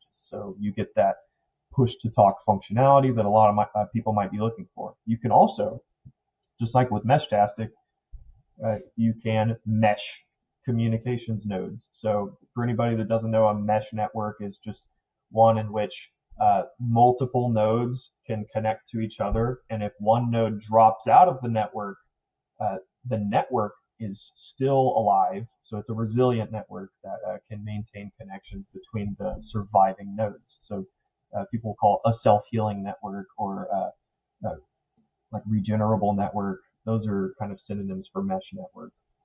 So it just means that devices can relay and rebroadcast between each other and keep the network alive. A lot of people have Wi-Fi, not everybody, but people have like mesh Wi-Fi in their house. So it's basically a bunch of nodes that are talking to each other and managing the network. You don't just have one central repeater and strict lines. Node A only connects to node B. No, anything that's in range of node A can connect, and anything that's in range of node B can connect, and you can create a diverse network that way. So they both use the same thing. So Beartooth is using DigiMesh mesh networking. For the price compared to Meshtastic, what you get is push-to-talk capability and everything else that comes with the XB protocol. So that's frequency hopping, spread, spectrum. That's what. Yeah, FHSS is what they call it. You can. It's basically like a more expensive, more robust type of Meshtastic, but in my opinion, for the price, I don't have them, and there's a reason. It's because I'm not going to spend $1,500 on 2 radios. With Meshtastic, $1,500 would get me several end-user devices and all sorts of infrastructural nodes. So Beartooth doesn't currently make any infrastructural nodes. So by that I mean something that you could put on top of your roof, on a mountain, a bigger, more powerful, higher gain setup. They only sell end user devices. So that is, I would say, a weakness. For somebody like me or for other people who are getting involved in mesh, they might want to set up their own local decentralized network. Beartooth, you can do it, but what you're using is end user devices in different fashions. So you put one on a drone, you put one on a tower, but at the end of the day, it's still just the end user device in different clothing. Whereas with the Meshtastic devices, you can do all sorts of configurations. I made this Meshtastic node here. This is like a mobile repeater that I can bring different places. I've got repeaters on top of my house that are different. They have solar panels. They're easier to reconfigure for your needs. Yeah, the whole Meshtastic thing is priority in 2025 for me. I can't get enough of it. I think it's so exciting. And Beartooth sounds like a great product. If budget was not of concern, if they were selling them for $100 a unit, I'd have 2 right today. What communication devices have we not talked about that I'm maybe not aware of, or that we didn't mention in this conversation so far? Is there anything? Let me think. Let me see if I've got anything. I wrote myself some notes here. Well, one thing I did want to mention, to pair communication devices together, it's not exactly an answer to your question, but it's tangentially related. So with communications devices, you need a couple of key things. Training is very important. You can buy all the devices that you would like in the world, and if you don't pick them up, learn to program them, and use them frequently, keep them charged, it doesn't matter, because they're not going to work for you in the end if you don't know how to use them. So it's important to make it muscle memory. I know this is something people say all the time, but if you're not going to rise to the occasion in an emergency necessarily, you're going to fall back on your training.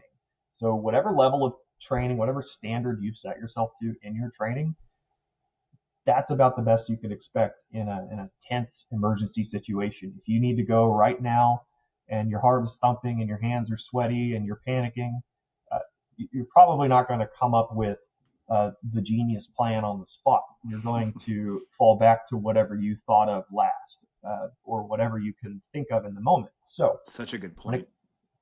it comes to communications, it's the same way. The emergency hits. There's a wildfire. I don't know. Maybe it took out some cell towers, burned them to a crisp, and you need to get out of town. And I'm not saying that you would necessarily panic in this situation, because you could see the fire coming for a while. But if tensions are high, and it's like, oh shoot, where did I put that radio? I don't even remember where it is. Oh no, it's like, it's not charged. Yeah. I got to get out of here. Screw the radio. I'm out. At that point, like, maybe that's not what the radio was for, but it certainly isn't going to help you in that type of situation. So another concept I wanted to, I guess, mention is just no comm scenarios. So let's say you have some sort of situation where that there's the budgetary limitations, the technical limitations, that you just aren't going to be able to get communications with somebody. I think it's important to have a backup plan that is pre-recorded in a situation where you can't get communications. So I would just call it a no comm, like maybe the no comm plan. I can't get into communications with my family. This idea dawned on me during the AT&T outage of February 2024. I couldn't get into contact with anybody. I was at the gym. All I had with me was my cell phone. I didn't have any of my fancy radios. And I realized, wow, like, I don't have a plan for this situation. That's actually where the whole contingency planner idea came from. Was, well, we need a written plan. Like, what do we do in this emergency scenario? So that is where you would build out a condition. The condition being something like, I am not able to contact my family, and there's currently a local or whatever emergency going on. What do you do? Well, the first thing is you try your phone. Okay, it didn't work. You try something else. It didn't work. Well, if you both know that in this situation you're both going to do the same thing because you made a plan, that's a situation that maybe doesn't require communication. It requires action, but you have made a plan for when communications fail. So communications, although it's important to talk about comms, it's also important to talk about what happens when comms fail. So do we have a backup plan for what exactly we do when we can't get into contact with anybody? It's honestly, at the end of the day, all it takes is pencil, paper, and time to come up with a plan like this. So very little money is required to come up with an aligned plan for what everybody in your family is supposed to do if you can't get into contact with anybody. And I think it's one of the most, if not the most valuable thing that any family can do is, before you go out and buy, spend $1,000 on radio equipment, game plan first. What is it that you're trying to accomplish? Write that out. I want to be able to talk to somebody this far away. Okay, but what if that doesn't work? Okay, well then we need to find a way to meet up with each other. Like, what is our rally point? How am I getting from point A to point B? That's something that I find to be very important. And it doesn't necessarily make up for a lack of tech, but what it does is it gives you a foundation for if your tech fails, if communication fails, if something goes wrong and you just it's not your day. You didn't have your go bag with you. Okay. Where are you going? What are you doing? Planning is worth a lot. So Yeah, that's kind of what I want to say about comms. Yeah, no, that's beautiful, because I've got a 16-page PDF. It's called the Emergency Care Document at buckhorncliffs.com, which has you spell out everything to help you prepare for emergencies. Communications and your book, your planner that you've got. Can you break down the benefit, the reason why you created that planner? What's in it? What does it come with? What's the current price of it? Can you just give us a whole sales pitch, a whole idea? Yeah. I really want to hear, because it's such a great product. Sure. Yeah. So I've got one right here. I'll just go from start to finish. So you basically make your own. Real quick, what's the size and how is it, for those that can't see it, how Yeah. is it built? It's not just a notebook. Right. So what I've got in my hands here for anybody who's listening is, I'll start with this. All of the materials that we use are Right in the Rain. So a lot of people are familiar with Right in the Rain. So they make binder covers. They make 6-ring binders. For anybody who can see this, what I'm holding up is a 6-ring binder. The It's paper, about 9 inches tall yeah, ish. so yeah, about with the binder cover, yes. The paper itself is 7 inches by I think about 4.5 inches. So it's not quite a full sheet of paper, but it's like a half sheet of paper approximately. The paper itself is it's weather resistant, so waterproof, mud proof, oil proof. It's not rip proof, so that's important. But we are working on a product in the future that will be rip proof, so stay tuned for that. But yeah, so it's just a system of how to organize your plans. So what I'm doing now is flipping through the pages. You can make a table of contents. You can list out different types of contingency conditions. So the samples that I like to use, I lived in Oklahoma before this, and I think many people would associate Oklahoma with tornadoes or severe weather, and they happen all the time. So one of my contingency conditions was tornado warning. So I would write a description. I get news that there's a tornado warning. Go on to the next page here, and you define a condition. So it'd be tornado warning. Hey, here are all the steps that we're taking if there is a tornado warning. There's an exfil plan and a pace plan. We'll get on to that in a little bit, but just for this sample on the pace plan here, and again, PACE is just primary alternate contingency emergency. I would write out all the different communication methods that we're going to use in the event of a tornado. So it'd be cell phone first, maybe like GMRS second, and maybe you don't need a contingency or emergency, or maybe you're all ham radio operators, so you put an emergency there, or everybody has a Starlink terminal. You would define that situation yourself. The last step here of the plan would be the exfil plan. So maybe in this case we decide, hey, like this looks like it's going to be an EF5 tornado. They're calling for a really horrible day of just continuous tornadic activity. We're getting out of here. We're going to go somewhere else. My parents live 3 hours to the south, so maybe if we know there's going to be tornadoes all weekend and we really just don't want to deal with it, then maybe we would bug out of there. That's like one idea of how it would work. That is pretty applicable to, say, hurricanes in Florida as well. Maybe you need to exfil or get out of town because you know that it's hurricane season and there's a big one coming. So you would plan out your route or when exactly you're going to get out of town. So this framework gives you it basically just gives you the framework to make a plan for any given situation. So it doesn't have to be severe weather. It could be the zombie apocalypse. If your condition is zombie apocalypse, you see a zombie on the street and the first thing you're doing is getting home and packing or, inventorying your ammunition or whatever. And then you would turn to the back to the inventory sheet, and you would make sure that everything on your inventory sheet is there. So this book can be adapted to whatever threat you see as worthy of preparing for. So it doesn't have to be severe weather. It could be civil unrest. It could be nuclear war. Whatever gives you stress, you can make a plan for it. And if you have a plan, you have much better success of tackling that situation and coming out on the other side unscathed, or at least better off than you would have been if you have a plan. And as a leader in your family, I think it's important if you're the one leading your family or your group, it's very important to take the time to come up with a plan and discuss it with the people in your group or your family, and to promulgate that plan. So maybe you have several copies and you have a date night where you all sit down and you come up with plans and you talk about what stresses you out the most. You figure out scenarios and you write it down and you make plans. There's also stuff in here for communicating securely. So this might not be what everybody would need, but it is in here. So we'll start off with an excuse me, authentication table.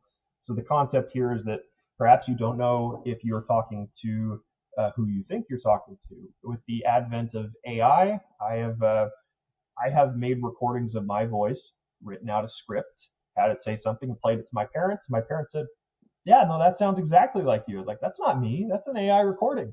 Like, well, what? Like, there's no way. Oh yeah, it's definitely a technology that it's coming into its own right now. So if this is something that stresses you out or something that worries you, there is a way to tackle that, and it's with this authentication table.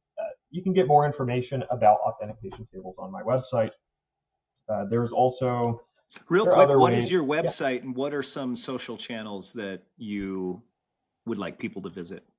yeah, madgear.shop. So that's madgear.shop. And then on Instagram, actually everywhere, we're just at Mad Gear Company. So if Okay. you look up Mad Gear Company, that's us. And for a little bit of background, MAD stands for Mutually Assured Destruction, our roots. If you scroll back through our Instagram, you'll see some 8-bit nuclear warfare themed art. That's what we used to do. Before we came up with the contingency planner idea, it was actually kind of born out of necessity. And by the way, on that note, that is a term that I became very familiar with reading Annie Jacobson's book. And the name of that book is Nuclear War. I remember the subtitle. What's the A subtitle of that book? scenario. Yeah. Yeah, Highly recommended book. Any of her work is really, it's thought out. The interviews are interesting, and you get this sense, this raw sense of what could happen. Again, will it happen? We don't know. Is it possible? Yes, it's absolutely possible. And if it were to happen, there's not a lot of hope. However, what an interesting read, or if you're going to listen to the audiobook to understand just how these governments operate and what could happen. So on a side note, sorry, keep going on yeah, the planner. of Or if course. you've got And yeah, anything to say about that book, you've read the book, correct? yeah, I have. I'm a big Annie Jacobson fan. I love the book. I've read I think another one I read recently was DARPA, the Pentagon's Brain. Um, Oh, let's see. I think that was her. I every book I've read. I think she did a book on Area 51 as well. It's been a while since I read that one, but I really enjoy her stuff. So seeing this book come out was awesome. Uh, and it'll and yeah, make you actually, sick if you're not prepared for this type of thing. It's probably if you're a lightweight when it comes to apocalyptic scenarios, maybe avoid it. yeah, it's raw, and there are a lot of details that could make your stomach turn, but it does go It's amazing. so far into detail. Yeah. Definitely worth a read. Annie Jacobson, if you're listening, we love your book. But going on further, other ways to basically obscure what you're saying. So the authentication table is to authenticate who it is you're talking to. A card of the day uh, or a cipher table. Those are just different ways to encrypt offline what it is that you're attempting to communicate. So I'll give you an example here. This is actually in the book. So with this specific card of the day, we translate the phrase "Mom was in the car going to work at 7:35 a.m." Into something that reads like this: Loaf was in the board going to lake at Sierra Romeo November Bravo.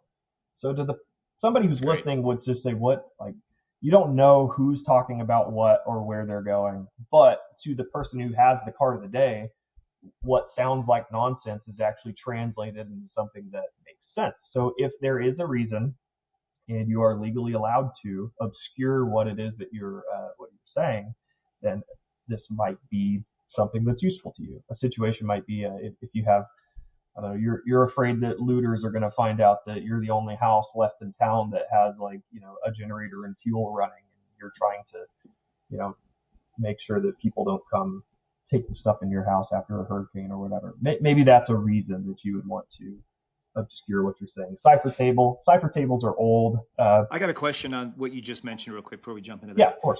When a breakdown so if there's a societal collapse, and I think we saw on January 1st that those types of attacks are prevalently I believe are going to become the new norm. And I think if you listen to enough experts and understand what could happen, there are so many volatile situations that we may see here. Not in Syria, not in Ukraine, not in Russia, not in Taiwan. Things that could be happening here that are very likely, in my estimation and in my opinion. When one of those breakdowns happens, all of those alternative radio sources, my belief is, will become flooded. Do you feel the same way? Do you feel like all of a sudden now GMRs, there's going to be people scanning nonstop? There are going to be people trying to figure out how to manipulate other people. Is that a concern? Is that something that you've thought about? What does that look like? Absolutely a concern. I think that the things with the lower barrier to entry are going to be the things that are inundated first. So like CB radios, I think that that's the type of thing that has very low barrier to entry.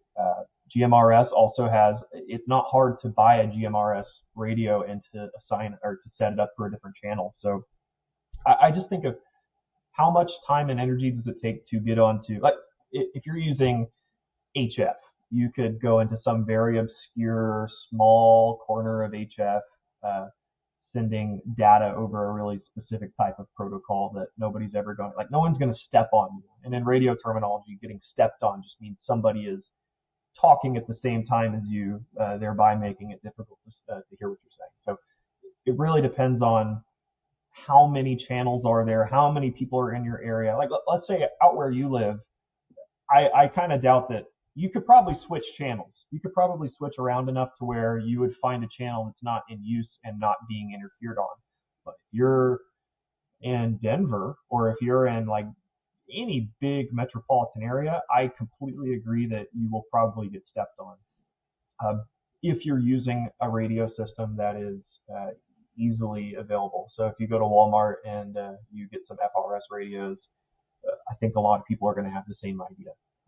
GMRS is not quite, it's like a very small step more niche, like because you do have to understand that you're purchasing a radio that requires a license.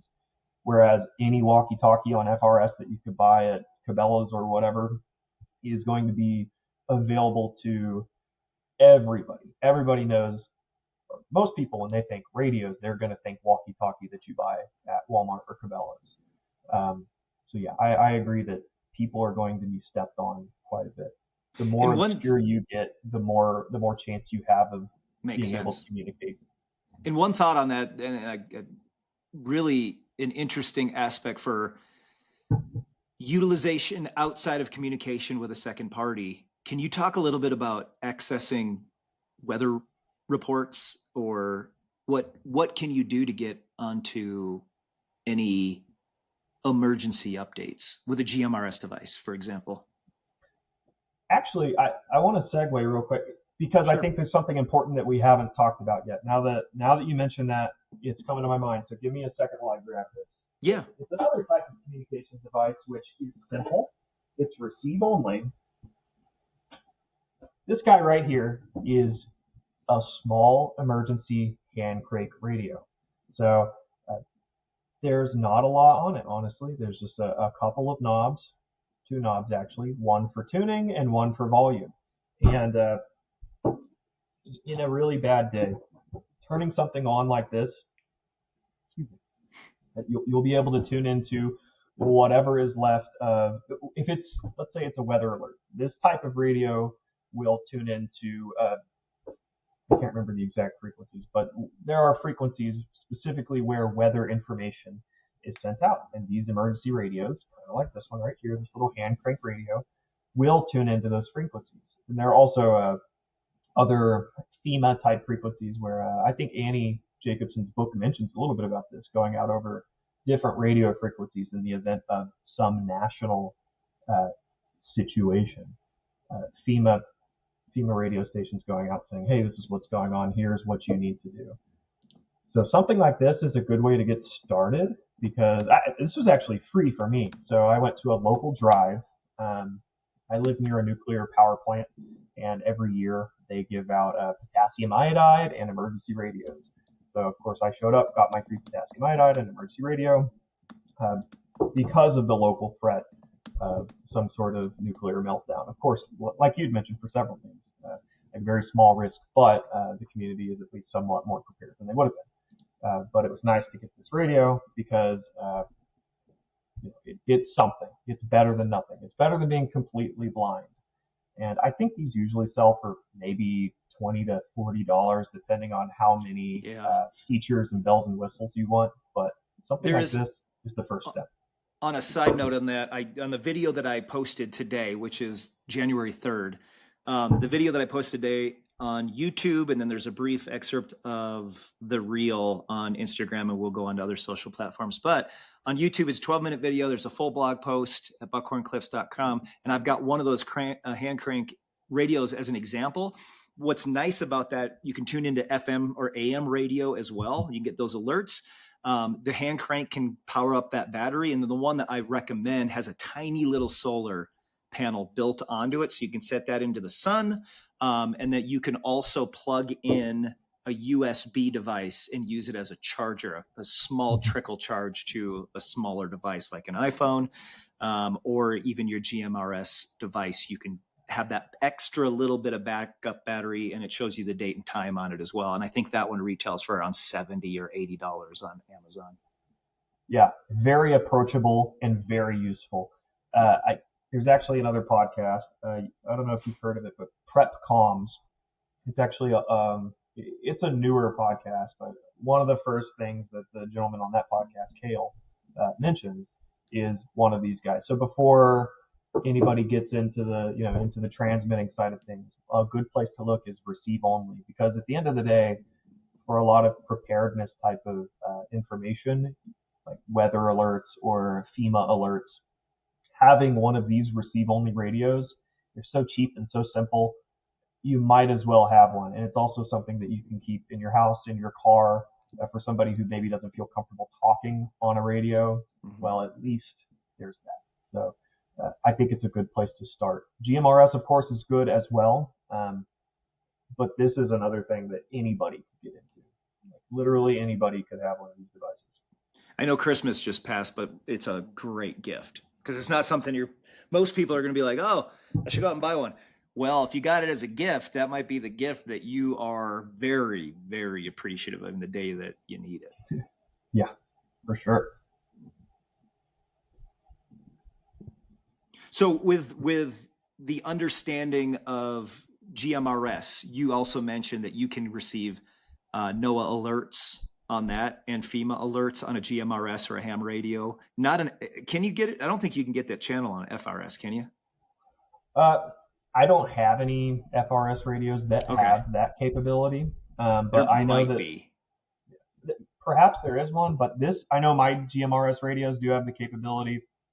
Another thing to note, I know this is slightly off topic, but there are some GMRS radios that are capable of texting. I think I mentioned it earlier, but I just kind of want to flip stomp that. Some of the devices are capable of sending out messages, but yes, all of my GMRS radios, at least to my understanding, have the NOAA weather alerts, which is really nice to have. I don't have a GMRS that has that capability, and now I really want one. Is the range longer than talking on the walkie-talkie if you text with a GMRS? That's a good question. I don't have information on that, but now I want to test it because. Yeah, I'm interested because it's sending less data. You're not having to have a communication, because a lot of times, and if you haven't used these devices before and you start getting far out, it can be hard to understand what that person. There's so much going on, and it's really difficult to understand. But there was a device that was simple, waterproof. You could throw it on the ground, and you could just type a little text message on there. I don't know that. Do you know of a specific? Is there a good entry level option for something that's user friendly that can communicate via text on GMRS?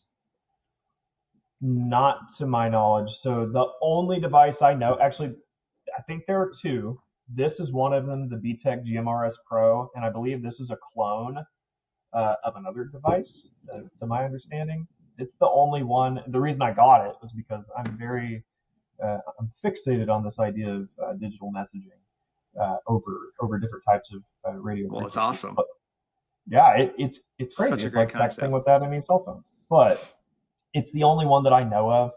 So I don't know of any device where it's actually like say, for example, this LilyGo Meshtastic device has a keyboard. The antenna is internal. Now, if you can't see it, it looks like an older BlackBerry with a QWERTY Right. keyboard Yeah. and then a screen. Very old school device, or it appears to be old school. Yeah, it looks really great though.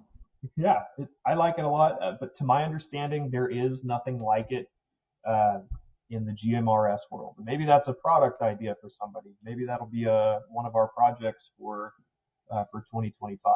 But yeah, nice. But yeah, so GMRS is still really good regardless. But as far as range goes, the difference between messaging and voice, I don't have an answer for that. That's okay. Why don't you finalize any ideas that you wanted to cover about your product, and then I've got two last questions as we kind of wrap this up. We're at an hour and 50 minutes, and it's for me it's felt like about 15 minutes. This is a fun topic.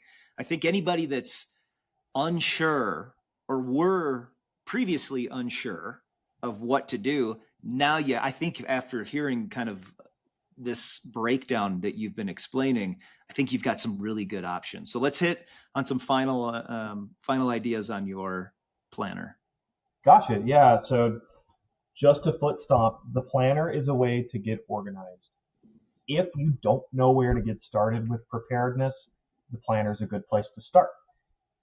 Before spending hundreds or thousands of dollars on gear, you could pick up one of our planners. Right now, we list it. The standard, just the basic planner, is $40, but we're constantly running sales. You can get them for cheaper if you sign up for some of our newsletters, or if you buy in bulk. Maybe you want to buy one for each of your family members. We have bulk discounts. And then we have options all the way from there up to our premium, what we call the ultimate package, which comes with a bunch of extra bells and whistles for $130. And you certainly don't need that one to get started. In fact, if you don't want to buy the physical product, we sell the digital product as well. We sell individual sheets that you can download immediately to get started. We also offer the option to pair your physical product with a digital product. So if you want to get started with your planning while we make your planner, you can get the download immediately, get it printed out, start going through exactly what it is that you want to put in the planner. And then once you get the planner with the waterproof paper in the nice little package, you can transfer, all of that data to your planner. So if you don't know where to get started, it's a good place to start. Even if you're a seasoned prepper and you want to get all of your ideas about scenarios down onto paper, I highly recommend it. Yeah, it's nicely structured. Read the reviews on our website, and you can see that plenty of other people have enjoyed their planners as well. Follow us on Instagram. That's where we're most active these days. If you want to see some of our products in action. Nice. What in these last two questions are outside of the communication realm. It's something I'm always interested in. I've kind of gotten into the habit of asking this first question in the beginning, and then the second question at the end. But I'm going to ask you the first question, and you can go in any direction you want with this. But and again, we're not talking necessarily just about communications, but the world as it sits. What are some things that you believe personally you're really dialed into following, understanding, and being prepared for in relation to anything that can throw off your normal day-to-day? That's being prepared for the unexpected. What are some of those unexpected things that concern you? For me, the things that I like to think of it from, not to get too mathy with it, but the probability of something happening multiplied by how much it's going to suck. So maybe there's a 1 in 1,000, and I'm going somewhere with this. Maybe there's a 1 in 1,000 chance of nuclear war, or 1 in a million on any given day, let's say. And it would be a suck factor of 1 million. But if it's 1 in a million times 1 million, then your total value is only 1. Whereas if it's October or hurricane season and there's a 1 in 5 chance of any given week having a hurricane and the suck factor is 100, maybe that week has the potential like suck factor value of 20. So the way my brain works anyways is I'm looking at the things that I think are most likely to impact me. And just based on places I've been, that always for some reason ends up being weather. So in Oklahoma, it was tornadoes. I used to live in Florida. It was hurricanes. So it's something that I have actually had to prepare for. And most people have not had to prepare for nuclear war. So it's not something that is, and if you read Annie Jacobson's book, you'll see that maybe it's not even worth preparing for, depending on what locality you live in. If you live in the DC area, maybe just don't think about it. Maybe don't waste your time.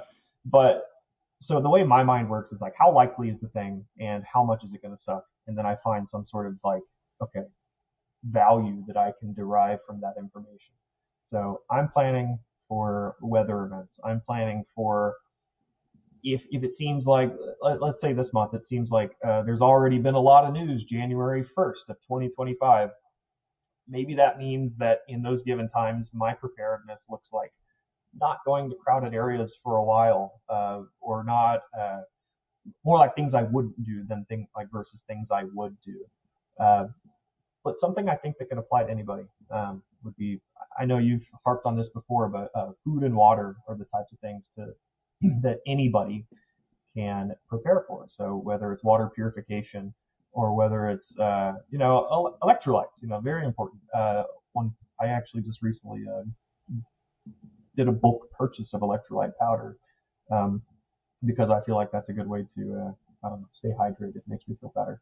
But I have a lot of it, and I have a lot of water stored. I have boxes of MREs, and I have communications devices. I know a lot of people will also prepare by stockpiling like weapons and ammunition. I think that's like one way to go, but oftentimes if any one thing is like the main focus, then perhaps you take focus away from other things that could use focus. If you have 100,000 rounds of ammunition and no water and no food storage, you might want to perhaps reconsider. But that's kind of my take on preparedness as a philosophy. You could prepare for anything, but it's important to look at the likelihood and what you're going to be able to do about those situations anyways. That's great advice. I love it. Thinking about that, and this is completely unrelated to anything that we've talked about, but it is so vitally important, that is our health. We're not prepared for anything if we don't have good health. If our back is hurting, if we are a severe type 2 diabetic, if we have heart problems, there's so many aspects that really make all of your preparedness almost useless if your body can't handle the rigor or the stress. So preparation, number one, in my opinion, is your mental and physical. So I'm curious, and I know you're not putting yourself out there as a fitness expert. I understand that completely with the content that I've discussed with people. I've not talked to one quote unquote fitness influencer or a person that's into lifting weights and that's all they talk about, though I probably will at some point. But knowing you're well aware that health is important, what are some supplements? What's your protocols? What do you just personally believe are beneficial, or where you spend your time to try to be mentally and physically more fit? I think the two most important things, in my opinion, are cardio and hydration. So I don't know, anybody who can see this behind me, I've got a little gym set up. I've got a treadmill, bike, and a weight rack. I take fitness very seriously. I don't really, talk about it from like a Mad Gear perspective often, but it's something that my family finds to be very important. And anybody who knows me in real life, not just over the internet, will know that that's something that I take very seriously, diet and health.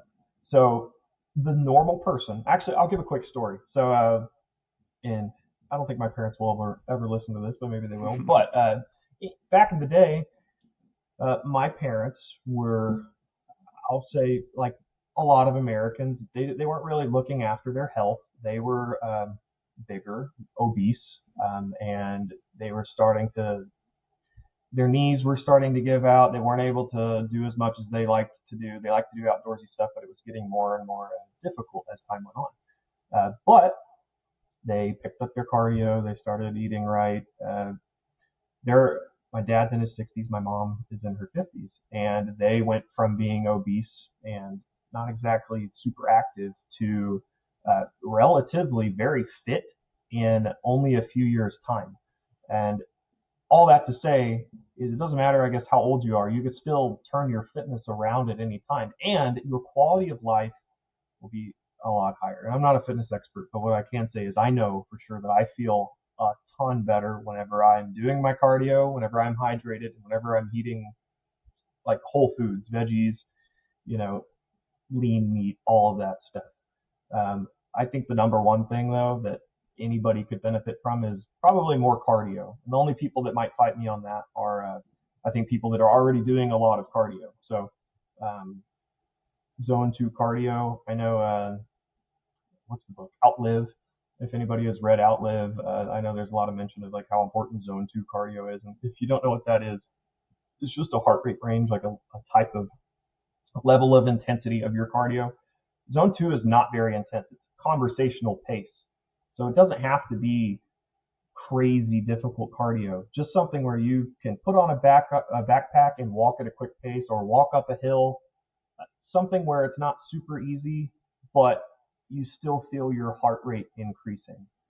That's the type of thing, in my opinion, not a fitness expert, that will have the most benefit. That and just maybe eating less processed junk.